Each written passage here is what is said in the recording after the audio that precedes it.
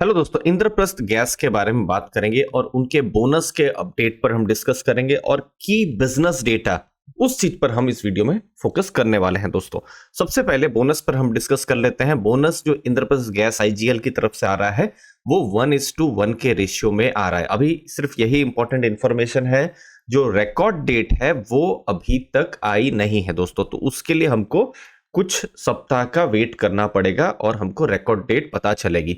लेकिन ये जो पूरा जो बोनस की प्रक्रिया है, जहां पर जो बिल्कुल एंड के टाइम में जो शेयर क्रेडिट होता है, ये February 29 या उससे पहले हो जाएगा। तो हम एक्सपेक्ट कर सकते हैं, अगर हम पास्ट डेटा अलग अलग कंपनियों का अगर हम एनालिसिस करते हैं तो देख सकते हैं कि हो सकता है कि जो रिकॉर्ड डेट है February के समय में आ सकती है दोस्तों। तो हमको जो की डेट्स हैं उसका वेट करना है। रिकॉर्ड डेट आएगा, फिर जो प्राइस उसका हाफ हो जाएगा, तो ये सब होगा। तो मोस्ट प्रोबेबली ये February के महीने में हो सकता है। अब जब हम बोनस की बात कर रहे हैं तो यहां पर कुछ इंपॉर्टेंट कॉन्सेप्ट्स आपको बता दूं कि बोनस में generally company additional share issue करती है दोस्तों। और बोनस के समय में क्या होगा कि जो शेयर प्राइस है वो कम हो जाएगा। जैसे यहां 1:1 है तो ये शेयर प्राइस आधा हो जाएगा और लिक्विडिटी जो है वो इंक्रीज हो जाएगी। ठीक है, तो ये की पॉइंट रहता है जब हम बोनस की बात करते हैं।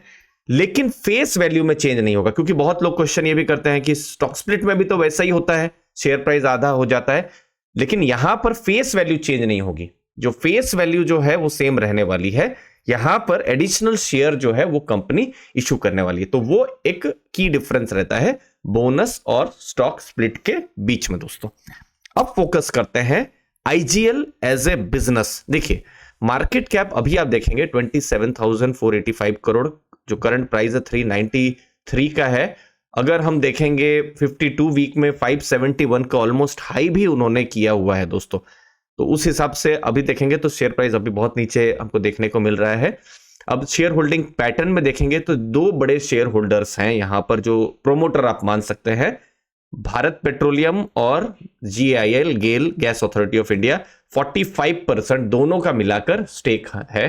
फिर दिल्ली गवर्नमेंट का स्टेक है 5% का। फिर उसके बाद इंश्योरेंस, म्यूचुअल फंड कंपनीज, फिर पब्लिक आपका, फिर एफआईआईज, उन सब का यहां पर स्टेक आता है दोस्तों। तो की स्टेक हम देखेंगे बीपीसीएल, गेल और गवर्नमेंट ऑफ जो एनसीटी ऑफ दिल्ली, उनका है। अब एरिया क्या है मेन यहां पर, अगर हम काम देखेंगे तो जो सीएनजी है उसका मेन बिजनेस है। अगर आप दिल्ली और आसपास के एरिया से हैं तो जो सीएनजी आपको मिलता होगा आपकी कार के लिए, तो बहुत चांसेस है वो आईजीएल के ही जो पंप्स हैं वहीं से मिलता होगा। तो उनका मेन एरिया क्या है? दिल्ली, फिर नोएडा, ग्रेटर नोएडा, गाजियाबाद, रेवाड़ी, करनाल, फिर उसके बाद मेरठ, मुजफ्फरनगर, गुरुग्राम, फिर कैथाल, बांदा। तो इन सब जगहों में मतलब आप देख सकते हैं कि दिल्ली आसपास के एरिया में मैक्सिमम उनका जो पंप्स हैं, जो सीएनजी है, वो वहां पर बिक्री होती है। तो देखिए 75% जो रेवेन्यू आता है उनका सीएनजी से आता है दोस्तों। और सीएनजी अभी अगर हम पॉल्यूशन के हिसाब से भी देखें तो बहुत ही क्लीन फ्यूल है पेट्रोल डीजल के कंपैरिजन में। अभी 882 सीएनजी स्टेशन उनके पास में है और सीएनजी पर अवेयरनेस है और कम कॉस्टली भी पड़ता है लोगों को। तो सेल्स वॉल्यूम भी जो सीएनजी की गाड़ियां हैं उसका इंक्रीज हो रहा है। फिर बहुत लोग धीरे धीरे पेट्रोल की जो गाड़ियां हैं उसको सीएनजी में कन्वर्ट भी कर देते हैं। तो ये सब भी चीजें होती है जिसकी वजह से सीएनजी का और ज्यादा पॉजिटिव इंपैक्ट यहां पर पड़ता है। लेकिन अभी बिजनेस में अगर हम देखेंगे आईजीएल के केस में, तो एक चैलेंज हमको देखने को मिल रहा है। वो क्या है कि देखिए, उनको जो गैस होता था वो थोड़ा कम प्राइस में मिल जाता था, जो जिसे एडमिनिस्ट्रेड जो गैस प्राइस उसे कहा जाता था।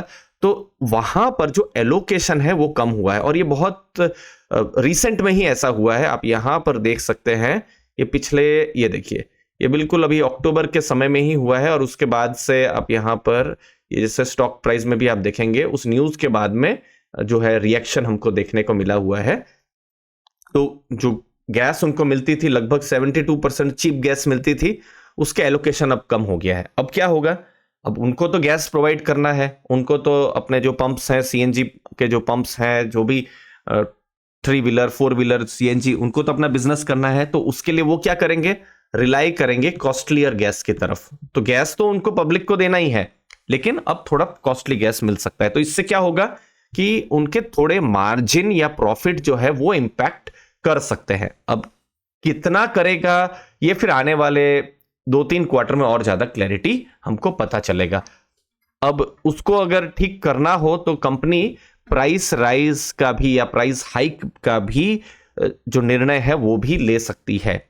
ये कुछ चीजें हो सकती है जो कि अभी बिल्कुल करंट में हुआ है, रिडक्शन जो डोमेस्टिक गैस एलोकेशन में हुआ है, इसका प्रभाव। तो ये जो बिजनेस है थोड़ा बहुत रेगुलेटरी यहां पर रहेगा ही, और ऑयल गैस में हमने देखा ही है रेगुलेटरी इंपैक्ट रहता ही है। बिल्कुल हम लोग की आपकी लाइफ के साथ ये सेक्टर जुड़ा हुआ है, तो रेगुलेटरी एक्शन कुछ ना कुछ होते रहते हैं। तो आगे वाले टाइम में थोड़ा बहुत मार्जिन प्रॉफिट इंपैक्ट हो सकता है, प्राइस राइज भी हो सकते हैं उसको काउंटर करने के लिए। लेकिन इन द एंड जो बिजनेस है इंद्रप्रस्थ गैस का, वो एक स्ट्रांग बिजनेस है। एक बड़ा एरिया नॉर्थ इंडिया में उनके पास में है, फर्स्ट मूवर एडवांटेज उनके पास में है, एक्सपेंशन प्लान्स उनके हेल्दी है। 90 नए सीएनजी स्टेशन वो प्लान कर रहे हैं FY25 में, तो और ज्यादा सीएनजी स्टेशन पर फोकस हो रहा है।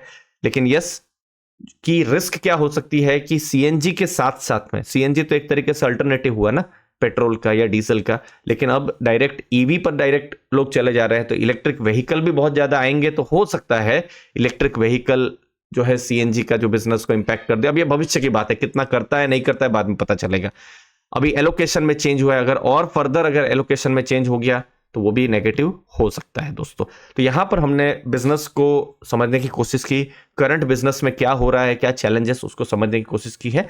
लेकिन ये भी देखा है कि लॉन्ग टर्म में बिजनेस जो है हेल्दी ये बिजनेस है, जो कि अभी कुछ चैलेंजेस से गुजर रहा है जब हम आईजीएल के बिजनेस की बात कर रहे हैं। दूसरा जो इंपॉर्टेंट न्यूज है वो है बोनस का दोस्तों। मुझे उम्मीद है वीडियो से आपको वैल्यू मिली होगी। आपके समय के लिए बहुत बहुत धन्यवाद। थैंक यू दोस्तों।